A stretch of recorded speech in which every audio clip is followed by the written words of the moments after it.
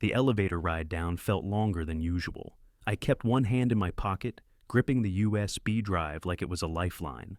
I didn't say a word to the security guard, just nodded, stepped out into the parking lot, and got into my car. My name's Darren Ramirez. I'm 47, divorced. 2 kids, Ava and Dylan, who I see every other weekend unless their mom has a thing, which lately is more often than not.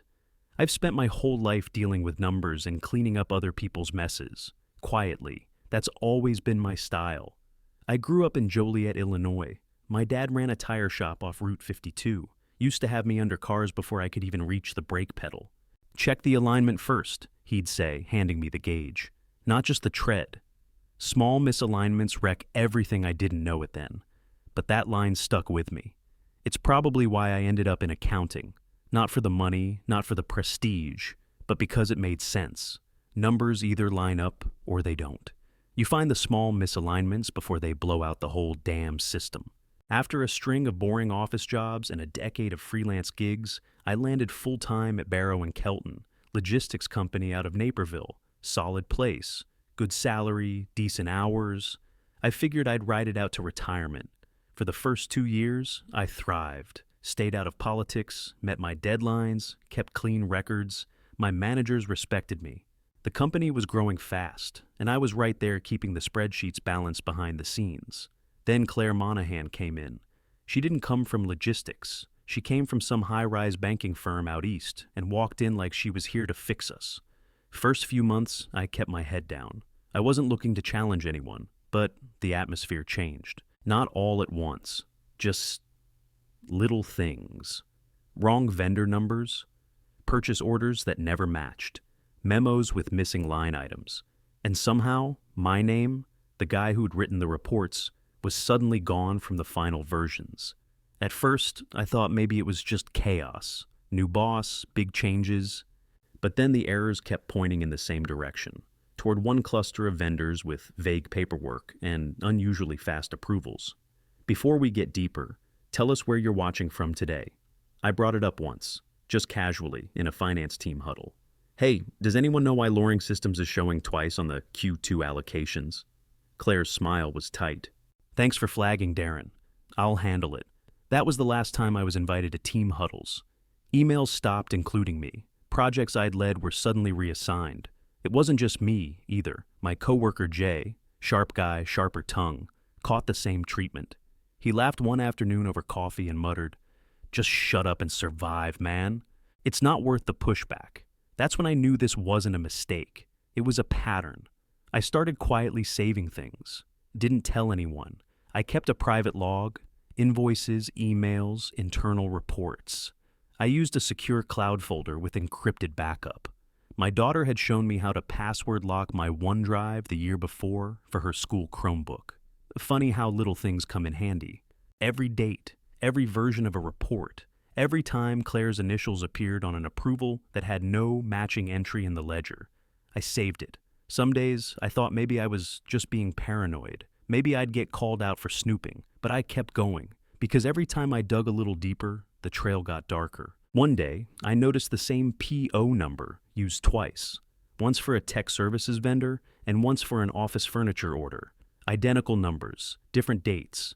I emailed finance admin. 2 hours later, both entries disappeared from the shared drive. That's when I realized I wasn't looking at sloppiness. This was controlled, calculated. And if she'd do this with vendor codes and approvals, she'd do worse when she needed a scapegoat. I started keeping a second log, this one offline, on a USB drive. Every Friday, I updated it and kept a printed copy locked in my safe. I didn't have a plan yet, but I knew I needed to have proof, because if Claire ever turned this thing against me, I wasn't going down empty-handed. The third flag transaction was the one that triggered it. It was buried in a Q4 vendor report, a $6,300 payout labeled Fleet Recon Fig, charged to a line item meant for HR compliance training. When I cross-checked it with the internal expense system, the approval timestamp didn't match any logged activity. 3 transactions like that, totaling over $74,000. All within 2 months. I didn't raise hell. I sent a quiet summary to Claire, CC'd finance leads, asked if someone could verify the allocations. 2 days later, my access to the shared financial folders was revoked. Claire called me into her office that Friday. She sat with her usual rehearsed calm and said, "Darren, we've been reviewing your performance. It seems you're struggling to adapt to the leadership shift." I stared at her. "Adapt how exactly?" She tilted her head. "We've noted some defensive communication tendencies. It's a pattern that concerns us." I bit the inside of my cheek. Defensive? I'd sent clean, factual reports. I never raised my voice, never accused. Hell, I barely talked anymore unless I had a PDF to back it up. That week, I grabbed a drink with Lauren from compliance. We weren't close, but we'd worked on a few internal audits together. Smart, observant, careful with her words. We were at this bar near the office, dark wood paneling, classic rock playing low. She leaned in over her whiskey and muttered, "She's building a paper trail on you." "Be careful," I raised an eyebrow. "She's been asking HR to log behavior issues on certain people, quietly. One of the tech guys got a surprise write-up last quarter. Same pattern. Small things, then, boom, you're labeled." I nodded once, finished my drink, and went home. That night, I printed 6 key internal memos and locked them in my safe, screenshotted every doc that had changed or vanished after I accessed it. I started using a screen recorder anytime I reviewed project folders, just in case. Every change they made to isolate me, I logged it. The final straw came when an email I'd sent, asking about a duplicate invoice, suddenly disappeared from my sent box. Not archived, deleted, gone. I'd had enough. I booked an appointment with Hank Connolly, labor attorney in Lisle, 40 minutes from my place. Guy came highly recommended by a buddy who went through a bad layoff 2 years back. Hank wore jeans, cracked knuckles constantly, and didn't waste time. After flipping through my files for 10 minutes, he looked up and said, "You've got a hostile environment case here." "They're building the trap. Let them." I frowned. "What does that mean? Let them?" He leaned back, arms crossed. "They'll push you out. But you don't swing. You prepare. You document. You hold your ground. And when they make the move, we hit back. On your terms." 3 weeks later, they moved me to a desk shoved between 2 mainframe cooling units. No windows, no airflow, just constant machine hum and freezing air blasting out like a jet engine. I had to wear a hoodie just to stay focused. Forget Zoom calls. The noise was so loud, I started using captions just to follow meetings. Didn't matter. I wasn't invited to many anymore. That Friday, I got the email. Subject: final written warning. Reason: failure to complete deliverables by stated deadline. I opened the attachment. It referenced a report Claire had assigned me at 4:45 p.m. on a Friday, due by 9 a.m. Monday. No context. No support. And no mention that I had submitted questions that same evening, never answered. I didn't argue. I pulled up the email chain, dropped a reply with the timestamps, the questions I'd sent, and the exact date time the files were uploaded to the shared drive. No emotion, just facts. The reply I got back: radio silence. By Tuesday, I could feel the setup tightening. People avoided eye contact. My badge access started glitching. I had to buzz in twice that morning just to get into the break room. Claire showed up around noon, tight smile, heels clicking across the floor like she was marching into battle. At 2:03 p.m., I got a calendar invite. No subject, just meeting in conference room B, no HR rep, no other names, just her. I accepted. I didn't take my laptop, just my phone, recording already running in my pocket. Claire was already seated, a manila folder in front of her. Same cold posture, like this was a performance she'd rehearsed. She didn't waste time. "You'll sign this?" she said, sliding the letter across to me, "or I'll make sure no one hires you in this industry again." I glanced at it. Resignation. Voluntary, typed, clean, no severance. No exit agreement, just a quiet, bloodless kill shot. I looked her in the eye. "You're not even trying to hide it anymore." Her voice didn't change. "This is business, Darren. You made it personal." I took the pen, signed my name. And then I slowly drew a line through the word voluntary. In the margin I wrote, "constructive dismissal due to hostile work environment." Underneath that, in my neatest print, September 22nd, 2:14 p.m. Claire's expression didn't flicker. She stood up, snatched the paper, and walked toward the door like it was already done. I stood too, calm, steady, no scene, no shouting. I passed by the security desk on my way out. The guard gave me a stiff nod but didn't follow. Outside, the sun was bright, too bright. My car was parked near the back of the lot, next to a crooked maple tree that had started turning orange early that year. In the passenger seat was a locked folder. My phone was still recording. I hit stop and saved the file to cloud and local. And that was it. After everything they pulled, the smears, the silent treatment, the fake deadlines, I didn't slam the door. I didn't scream. I just left. But I didn't leave empty-handed. They wanted a quiet exit. I gave them something else. I didn't go home that afternoon. Drove straight to Barrow and Kelton's headquarters, parked in visitor instead of employee, walked into the HR reception like I'd never worked there a day in my life. The envelope was sealed, addressed to Naomi Franklin, HR Director. Inside, the altered resignation letter, a USB loaded with screenshots, recordings, financial records, and a short typed note. You will be contacted by legal representation within 24 hours. Darren Ramirez. I handed it to the front desk assistant and said, "For Naomi." Immediately didn't wait for questions, just turned around and walked out. That night, I met Hank at his office. No appointment. He told me to just come by. I dropped the file on his desk. He plugged in the USB and watched 5 minutes of the recording before muttering, "Jesus Christ." Then he leaned back in his chair, crossed his arms, and said flatly, "They're screwed." I didn't smile. "Now what?" I asked. "Now," he said, "we give them a chance to pay up. Or we blow this open. Entirely up to them." Next morning, my phone rang at 8:27. Unknown number, I answered. "This is Naomi Franklin, Director of HR at Barrow and Kelton. We've reviewed your documentation. Senior leadership would like to meet. You're welcome to bring counsel." I didn't answer right away. Just took a breath, let her words sit there. "Send me a time," I finally said. At 10:45, I walked into a second-floor boardroom. This time, I wasn't alone. Hank came with me. Navy blazer, plain shirt, no tie. Professional, but unshakable. He greeted Naomi like they'd known each other in a past life. She didn't smile. At the table sat Naomi, the COO, a guy named Lyle Brennan, and their in-house counsel. Empty chair where Claire usually sat. She didn't show. Naomi started. "Mr. Ramirez, we've reviewed the contents of your resignation letter and the materials submitted.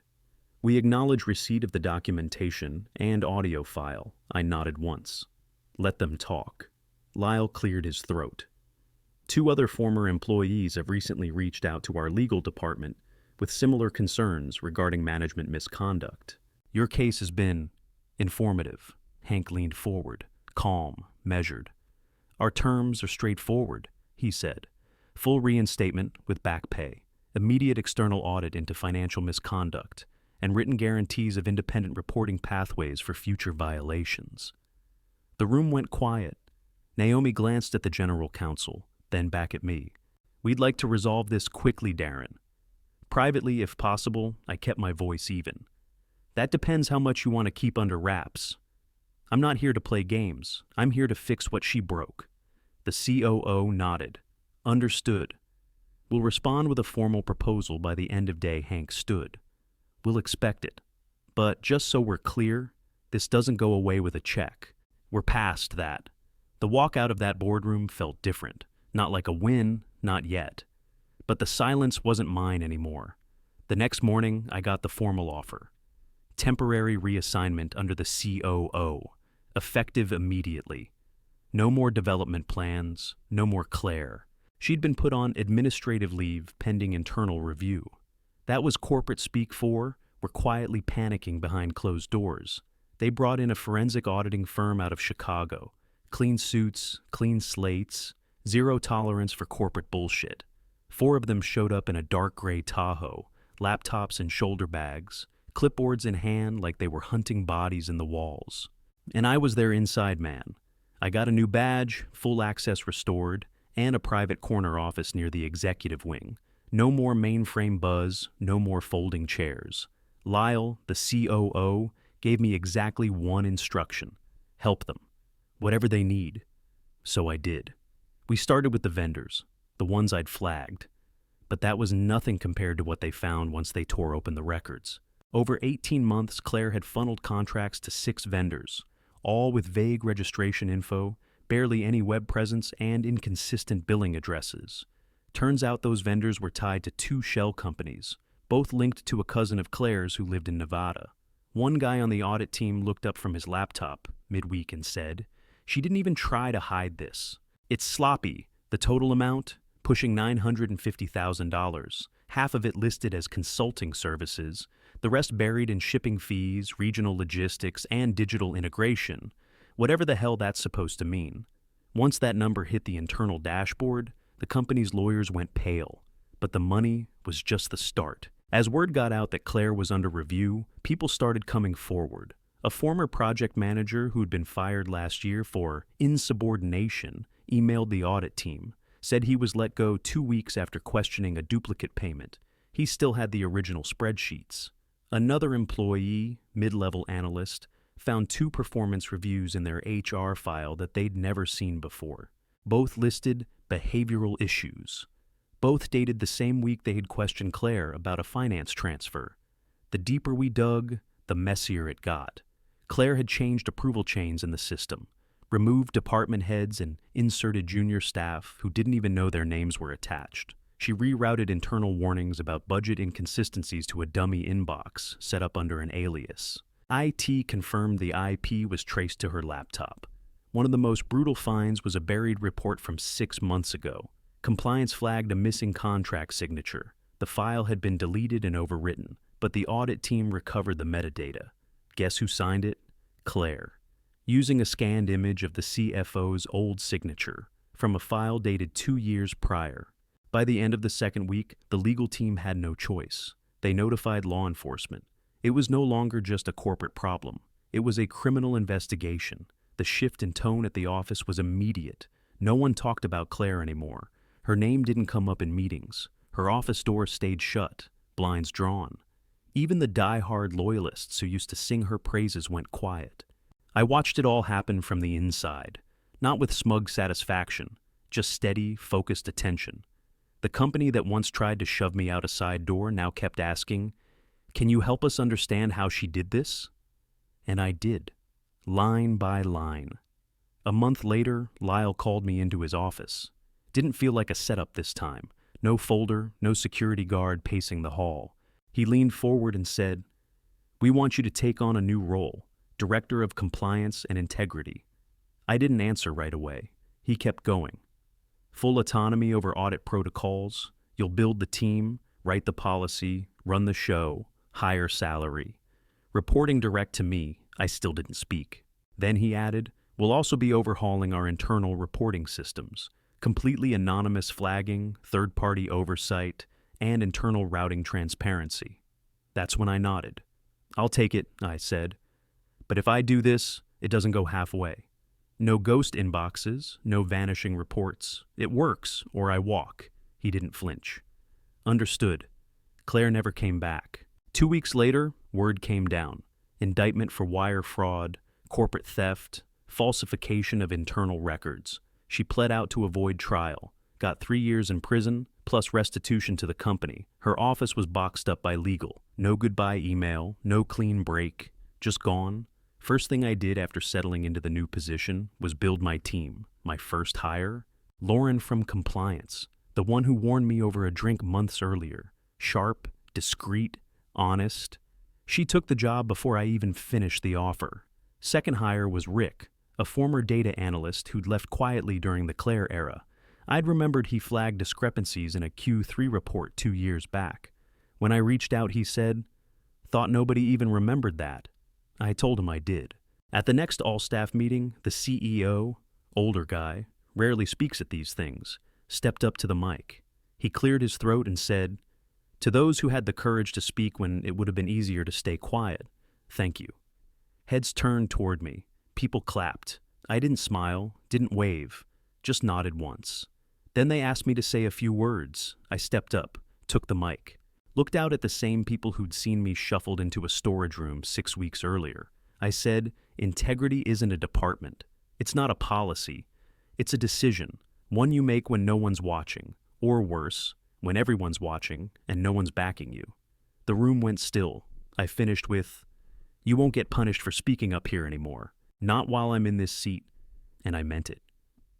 6 months later, I was getting ready for a panel when my phone buzzed. Unknown number, one message. "You think you won? Enjoy your little victory."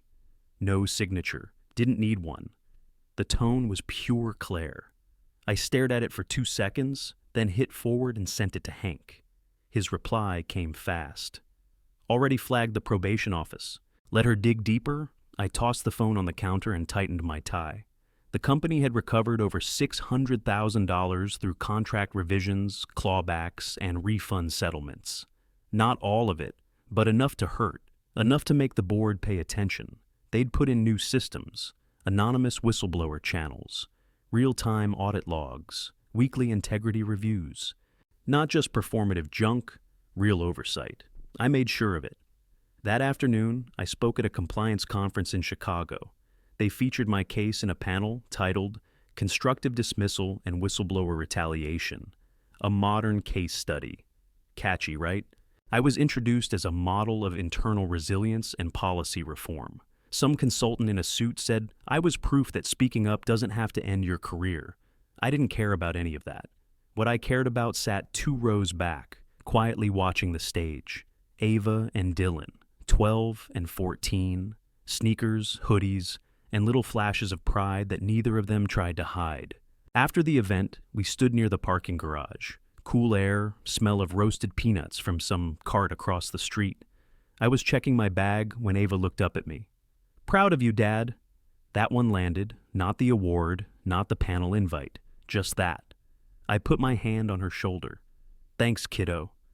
These stories, they're not about revenge. They're not about dragging someone down with you. They're about not letting yourself get dragged down at all. Someone corners you. Boss, partner, system. You don't flail. You get calm, you prepare, you document. You learn the rules better than they do. Then you wait, and when the moment comes, you don't explode. You cross out one word, and you mean it. That's how you win without shouting. You just don't go quietly.